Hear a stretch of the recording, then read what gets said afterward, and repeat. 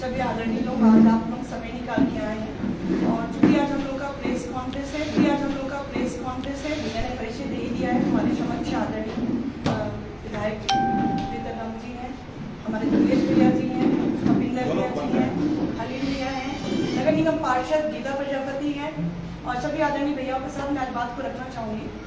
चूँकि आज आप सभी से छुपा नहीं है आज हमारे देश में क्या हो रहा है और ये बोलने की स्थिति आज क्यों हम लोग के समक्ष पैदा हो रही है, क्योंकि ये देखा जा रहा है कि आज बोलने का अधिकार शायद खत्म किया जा रहा है। कहीं ना कहीं विपक्ष को बोलने का अधिकार नहीं दिया जा रहा है। क्या आदरणीय राहुल गांधी जी ने क्या गलत मुद्दों पे बातों को रखा? ये आपसे सवाल है, ये मेरा आपसे सवाल है कि किन मुद्दों पे उन्होंने सवाल रखा, किस मुद्दों को उन्होंने उठाया कि आज उनको सदस्यता उनका रद्द करना पड़ा? क्या कारण से उनको 2 साल के लिए उनको सदन से हटाया गया, उनको बोलना बंद कर दिया गया, उनको जब बोलने का मौका दिया गया तो उनके स्पीकर को ऑफ कर दिया गया, उनको सुना नहीं गया? क्यों? सिर्फ इसलिए कि अडानी का संबंध क्या है। अगर आज आपका संबंध नहीं है तो आप आज खुले रूप में आज क्यों नहीं बोल रहे हैं?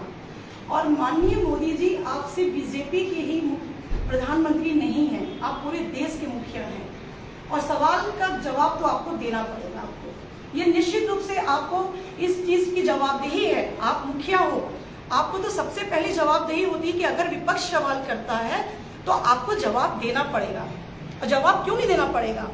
आपने उनको एक झूठे कटघरे पे रख दिया कि मोदी शब्द का आपने अपमान किया है, ओबीसी शब्द का आपने अपमान किया है। कतई वो जिन लोगों का भी नाम सामने आया है वो ओबीसी की कैटेगरी में तो है ही नहीं है। ये तो पूरा झूठ है, ये तो फ्रेम में दिखाया जा रहा है। इतनी समझ तो शायद आपको भी और हमको भी कि ओबीसी की कैटेगरी में कौन कौन आता है। ये अलग बात है कि कई जगह कई क्षेत्रों में कई जाति वर्ग का अलग अलग एक कैटेगरी होता है। जो हमारे यहाँ लोग कई जनरल कैटेगरी में है, कई जगह वो जनरल में नहीं आते हैं। कई पासवान है जो हमारे यहाँ उनको निचले पे रखा जाता है, लेकिन बिहार में उनको शायद जनरल कैटेगरी में, शायद मैं तो शब्द बोल रही हूँ, शायद मुझे जानकारी नहीं है जितना। तो आपसे अगर सवाल किया गया कि 20 करोड़ रुपए कहाँ से आए, 20,000 करोड़ रुपए कहाँ से आए, तो आप सीधा जवाब दे दीजिए कहाँ से आए। आपने उनकी सदस्यता रद्द कर दी, क्यों? कितना फास्ट काम, क्यों भाई? किस लिए? कितनी हड़बड़ी थी? और 2 साल के लिए मानहानि का जो सजा हुआ, पहली बात जिन पे उनको टारगेट किया आदरणीय राहुल गांधी जी ने, जिनको भाषण में उन्होंने संबोधित किया, ललित मोदी जो भी, तो उन्होंने तो मानहानि का दावा किया नहीं। किया किसने? जो गुजरात के विधायक जी हैं, क्यों किया? उन्होंने मानहानि का दावा किया, जबकि ऐसा तो है नहीं। शायद मुझे जहाँ तक जानकारी है, मैं जहाँ तक थोड़ी बहुत जो अगर समझ रखती हूँ, तो मानहानि का दावा अगर मुझे कोई बोलेगा तो मैं मानहानि का दावा करूंगी, ना कि ये मानहानि का दावा करेंगे। तो उन्होंने तो एक्शन लिया ही नहीं। तो फिर आप किस षड्यंत्र के तहत, किस प्लानिंग के तहत आज भारतीय जनता पार्टी किस तरह से ये काम कर रही है और कैसा व्यवहार कर रही है, ये देखने लायक है और सोचने योग्य है।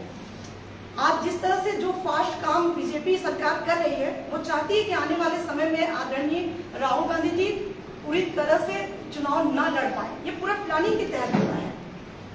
वो जान रहे हैं कि एक ऐसे शख्स है जो निडर होके, इनका इतिहास रहा है गांधी परिवार का, बताने की आवश्यकता नहीं मुझे गांधी परिवार का इतिहास। आप सभी वरिष्ठ यहाँ बैठे हुए हैं, शायद मुझसे ज्यादा जानकार है आप लोग गांधी परिवार का हिस्ट्री। मैं नहीं समझती कि मैं बता पाऊंगी आप लोग से ज्यादा।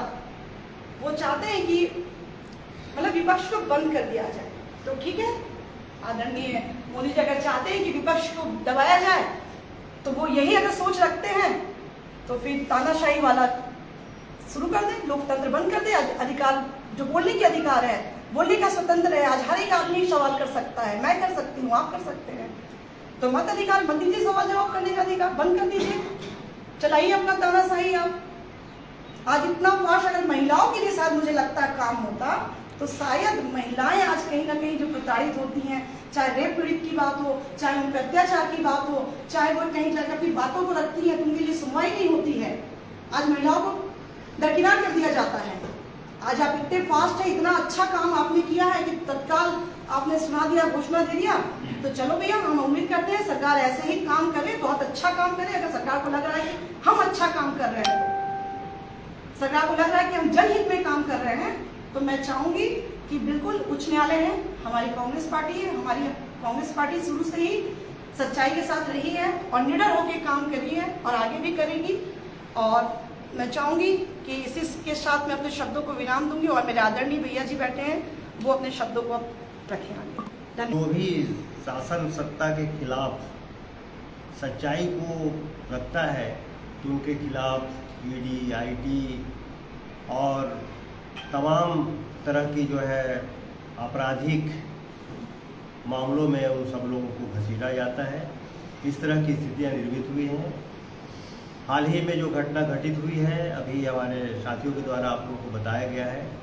सम्मानीय राहुल गांधी जी जो हमारे पूर्व के कांग्रेस पार्टी के अध्यक्ष रहे और 4 बार के सांसद रहे, ऐसे शख्स जो अभी जो हाल ही में कश्मीर से कन्याकुमारी तक भारत यात्रा किए और 4000 किलोमीटर से ज़्यादा का पदयात्रा किए, पूरे क्षेत्र के लोगों का हाल सुने, सभी लोगों की भावनाओं से परिचित हुए, विभिन्न जाति समुदाय के लोगों से मिलकर के उनकी भावनाओं से अवगत हुए।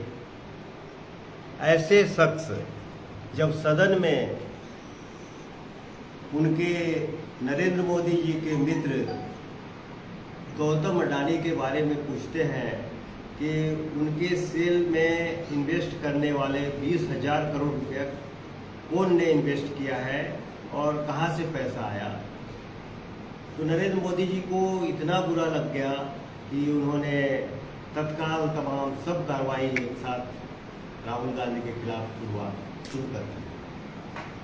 आपको याद होगा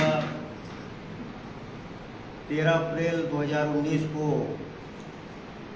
कर्नाटका में एक चुनावी लोकसभा के चुनावी भाषण में राहुल गांधी जी ने, चुनावी आम सभाओं में आमतौर पे इस तरह की बातें होती रहती है, उन्होंने कहा कि सभी मोदी चोर क्यों,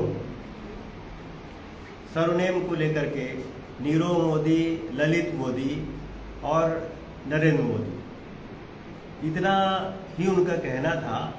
किसी व्यक्ति विशेष के ऊपर उन्होंने ऐसा कोई आरोप नहीं लगाया था।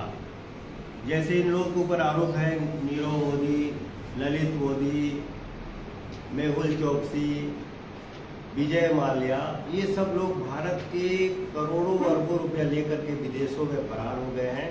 अब तक उनके खिलाफ कोई भी ठोस कार्रवाई नहीं किया गया, वो सब स्वच्छंद घूम रहे हैं। तो उन सबको टारगेट करते हुए हमारे राहुल गांधी जी ने अपने स्पीच पे बात कही थी और इसी बात को लेकर के वहाँ के एक बीजेपी के विधायक और पूर्व मंत्री तत्काल जो है मानहानि का मुकदमा दर्ज करा दिया और मुकदमा दर्ज कराने के बाद उस मुकदमे को स्वयं ही स्टे कराने के लिए हाईकोर्ट पहुंचे, स्टे भी लिए। लेकिन जैसे ही अडानी के बारे में राहुल गांधी जी ने सवाल खड़ा किया, ये सब पूरे प्रकरण को खोल दिया गया और राहुल गांधी जी को 23 मार्च को 2 साल की सजा सुनाई गई, जो कि किसी भी इस तरह के आपराधिक मामलों के लिए इस तरह की सजा अब तक किसी को नहीं दिया गया।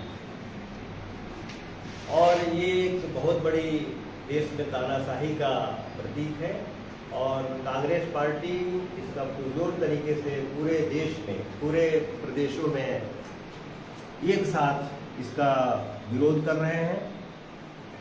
न केवल प्रदेश स्तर पर बल्कि जिला स्तर पर, ब्लॉक स्तर पर। और हम लोगों का सोच है कि इस मुद्दे को लेकर के हम सब लोग